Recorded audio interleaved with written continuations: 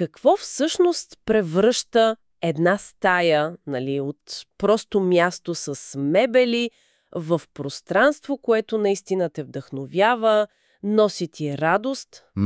Всички сме били в тази ситуация. Купуваш хубави неща, подреждаш ги, обаче накрая, нещо просто не е както трябва. Усещането липска. Точно. И днес ще се опитаме да разберем защо. Попаднахме на един наръчник Топ 10 неразкрити правила за интериорния дизайн, в които всеки професионален дизайнер се кълне. Звучи обещаващо. Искаме да извлечем тели тайни и да ги превърнем в нещо разбираемо. Нещо, което всеки може да приложи у дома си. Точно, в това е ключа. Да, да разберем защо правят нещо, а не просто какво. Защото това не са просто трикове за декорация. Не са просто съвети. Не. Това са основите на психологията на пространството. Как създаваме хармония между това как живеем, как изглежда едно място и как ни кара да се чувстваме. Добре, това звучи сериозно и малко плашещо. Откъде изобщо се започва? Заставаш пред една празна стая и се парализираш от възможности. Да. В наручника обаче са категорични. Всичко, абсолютно всичко започва от един единствен принцип. И то е функционалността е на първо място. Абсолютно. Това е невидимия скелет на всеки добър дизайн. Преди дори да мислим за цветове, за килими, за каквото и да е. За красивото. Точно. Преди красивото трябва да си отговорим на простия въпрос. За какво ще ползвам тази стая? Да. Ще е място за четене, за шумни партита, за работа. Отговорът променя всичко. Да ти кажа, това ме напомня за една моя огромна грешка. Бех си харесал един диван. Невероятен, огромен.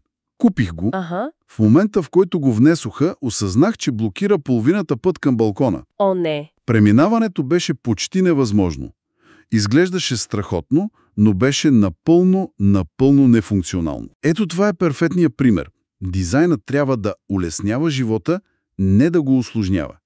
Функцията определя къде ще минаваме, как ще са мебелите, за да говорим, къде да има контакти. Всички тези неща. Като тази основа е правилна, всичко друго си идва на мястото. Добре, да кажем, че сме планирали функцията, стаята е удобна, но все още може да изглежда, хаотична или пък скучна.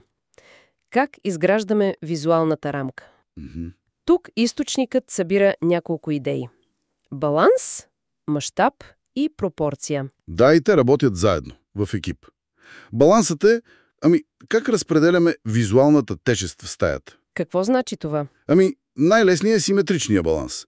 Представи си легло, 2 еднакви нощни шкафчета, 2 еднакви лампи. Подредено? Да, успокояващо, формално, но може да е и малко предвидимо, дали? Да, малко скучно. А по-интересният вариант е асиметричния, но той винаги ми изглеждал като, извинения за хаоса. Това е често срещано погрешно схващане. Асиметрията не е хаос. Тя е просто по-сложна хармония. В смисъл? В смисъл, вместо 2 еднакви неща, балансираш един голям, тежък обект, да кажем, темен диван, с няколко по-малки от другата страна. Примерно 2 по-светли футьойла и една висока лампа. Визуалната тежест е същата, но композицията е много по-динамична. И тук идва и мащаба, разбира се. Да, за да не изглежда всичко. Точно. Огромен диван в малка стая и изяжда. Малко кресло в огромна всекидневна пък изглежда самотно. Всичко е в съотношението. Това повдига интересен въпрос. Ако имаме всички тези елементи балансирани в правилния мащаб, на къде гледа човек като влезе в стаята? Наръчникът говори за създаване на фокусна точка. Точно така. Фокусната точка е визуалната звезда.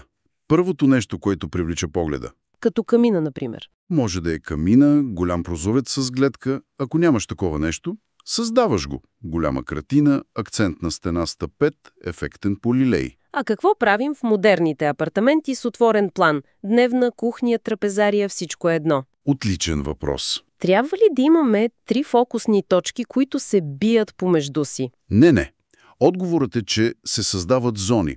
Всяка зона може да има своя по-малка фокусна точка, но трябва да има иерархия. Голямата картина над дивана може да е главната.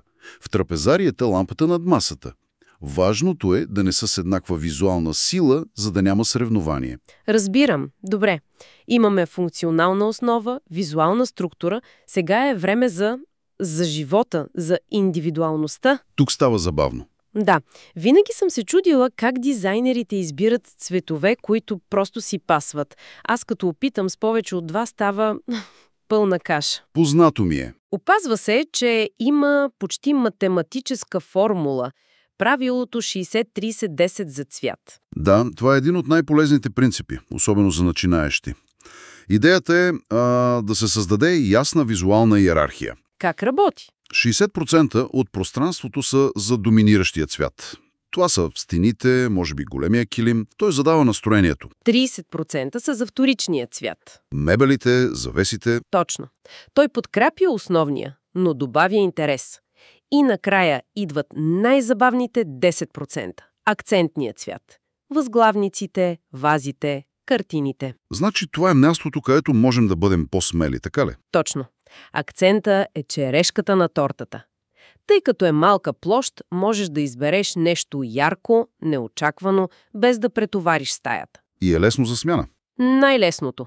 Омръзва ти акцента, сменяш 2 калъвки и 1 ваза и стаята е като нова. Добре, цветовете са ясни, но понякога, дори с перфектна палитра, една стая се усеща някак, плоска.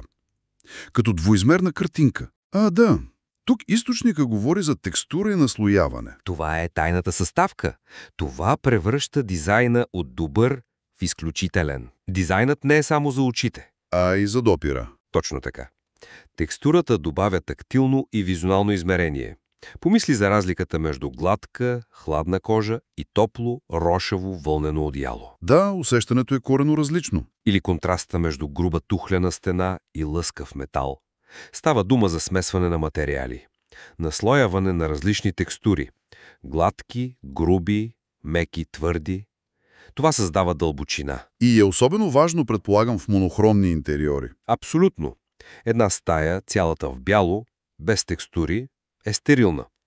Но ако комбинираш бял лен, бяло плетиво, бял мрамор, получаваш нещо изключително богато. Добре, имаме структура, цвят, текстура. Стаята вече изглежда добре, поне на хартия. Но ми се струва, че тук е разликата между аматьора и професионалиста. Малките трикове. Тайните оръжия. Да. Наръчникът ги нарича точно така. И първото от тях е магията на осветлението. И справо го заричат магия. Има едно много силно твърдение там. Лошото осветление може да съсипе и най-скъпия дизайн. Вярвам го. Спомням си един клиент похарчил състояние за италиански мебели и в средата на тавана висеше една единствена гола крушка. О, не. Вечер стаята беше мрачна, неприветлива, като в разпитна. Цялата му инвестиция отиваше на вятъра. Значи не е достатъчно просто да има светлина. Изобщо? Трябва да наслояваш светлината, точно както текстурите. Трябва ти 3 типа. Кои са те? Първо, околно осветление, общата светлина от полиле, лунички. Второ, работно насочена светлина за четене, за готвене. И трето, акцентно. Малки спотове, които подчертават картините, детайлите, фокусните точки. Комбинацията от трите ти дава контрол върху атмосферата. Пълен контрол. Продължаваме с друг трик, за който съм чувала, но никога не съм разбирала защо работи. Правилото на трите. Да. Идеята, че групи от по 3 предмета са по-привлекателни. Защо? Причината е в начина, по който мозъкът ни работи. Двойките създават симетрия. Тя е лесна, но е статична. Предвидима. А тройката? Когато видиш група от 3, окото ти е принудено да се движи между тях. Създава се визуална пътека. Това внася динамика. Но тук повечето хора грешат. В какво грешат? Избират 3 еднакви предмета. 3 еднакви свещи. Истинската магия е, когато тройката има вътрешна динамика. Един висок предмет, един нисък и широк и един с интересна форма. Висока ваза, ниска купчина книги и малка скулптура. Точно. Това създава визуално пътешествие, а не статична група. Това обяснява защо моите опити са изглеждали просто разхвърляни. Финалното тайно оръжие – огледалата.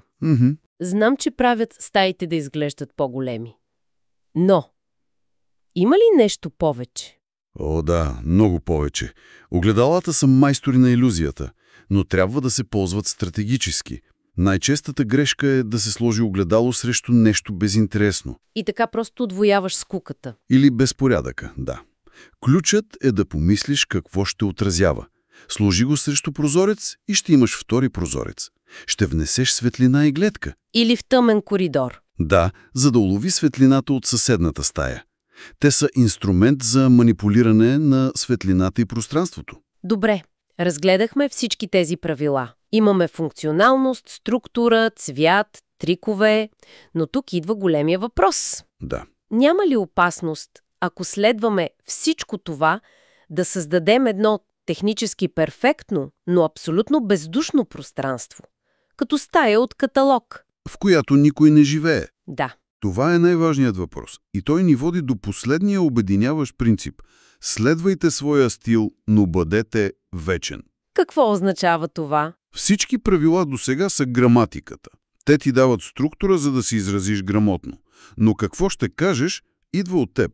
Това е личният ти стил. И как се постига този баланс между правилата и личността?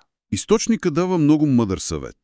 Инвестирай в класически вечни елементи за големите покупки. Диван, маса, легло. Неща, които не се сменят често. Точно. Неутрални цветове. Прости форми.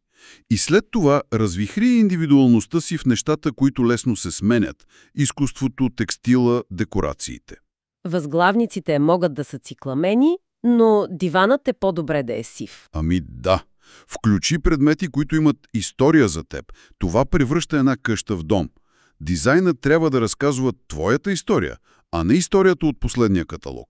Значи, ако обобщим, тези правила не са ограничения, а инструменти.